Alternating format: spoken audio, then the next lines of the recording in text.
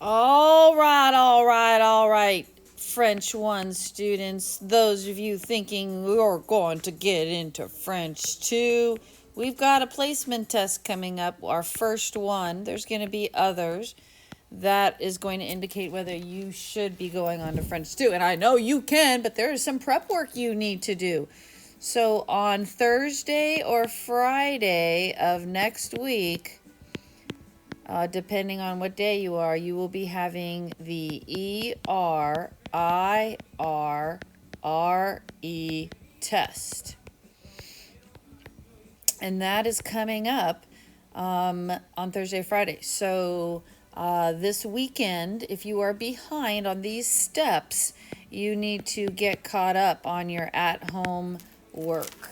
And here is step 1. You should have all the flashcards for ER, and there's 46.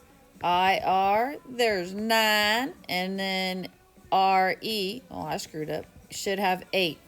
You need to have those in a Ziploc bag or some kind of container to bring to school for Monday or Tuesday, because Monday or Tuesday we're going to review and get you ready for the test on Thursday, Friday. But you must have those.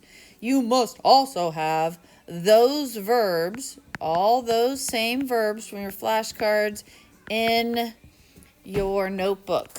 And you should have a stamp by either Brooks or Morgan. And if not, you can get that soon, as long as you just have it done, and then they'll go ahead and give you a stamp.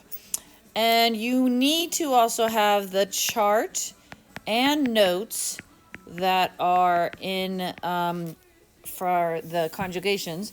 The chart meaning you have the little chart with the ER and the IR, and we've written it down. And if you don't have that, you need to reach out to me and I can send that to you. But that chart's going to save you on the test. If not, you'll probably not pass it if you don't have that chart accurate. Make sure it's spelled correctly.